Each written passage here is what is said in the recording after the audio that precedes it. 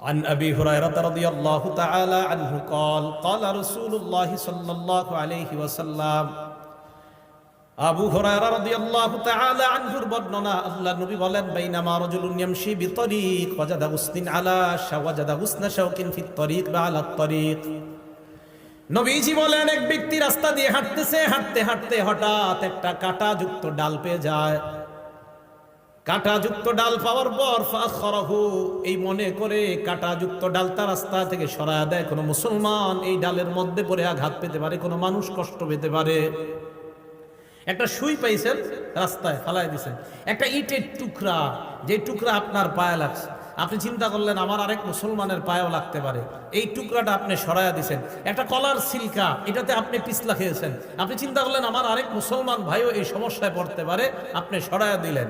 আল্লাহ নবী বলেন, ফাশাকারাল্লাহ, আল্লাহ আপনার এই আমলটা এত কবুল করে নেয়, আল্লাহ আপনার প্রতি সন্তুষ্ট হয়ে যায়। শুধু তাই নয়, আল্লাহ নবী বলেন তার আগের জিন্দেগীর সব গুনাহগুলো মাফ করে দেয়। সুম্মা ক্বালা আশ-শুহাদাউ খামসা, এরপর আল্লাহ নবী এই হাদিসের মধ্যে বলেন 5 শ্রেণীর শহীদের আলোচনা করলেন। 1 নাম্বার আল মাতউনু শহীদ, মহামারীতে কোনো ব্যক্তি যদি মারা যায়, প্লেগ রোগে যদি মারা যায়, ওই ব্যক্তি শহীদ হয়ে যায়। 2 নাম্বার আল মাবতুনু শহীদ, পেটের রোগে যদি কেউ মারা যায়, কলেরা ডায়রিয়া হয়ে মারা গেলে ওই ব্যক্তি শহীদ। হ্যাঁ, কলেরা ডায়রিয়া, এই ব্যক্তি শহীদ 2 নাম্বার। 3 নাম্বার আল গরীক শহীদ, কোন ব্যক্তি যদি পানিতে ডুবে মারা যায়, ওই ব্যক্তি শহীদ হয়ে যায়। 4 নাম্বার সাহিবুল হাদামি শহীদ, কোন ব্যক্তি গাছের নিচে দাঁড়ায় আছে, ডাব পরে তাল পরে মারা যায়, ছাদের নিচে দাঁড়ায় আছে, ছাদ পরে মারা যায়। কার নিচে আপনি দাঁড়িয়ে আছেন, হঠাৎ ছাদের থেকে একটা ইট আপনার মাথায়, ফুলের টপ পরে আপনার মাথায় পড়ে আপনি মারা গেলেন, আল্লাহ নবী বলেন শাহাদাতের মর্যাদা পেয়ে গেলাম।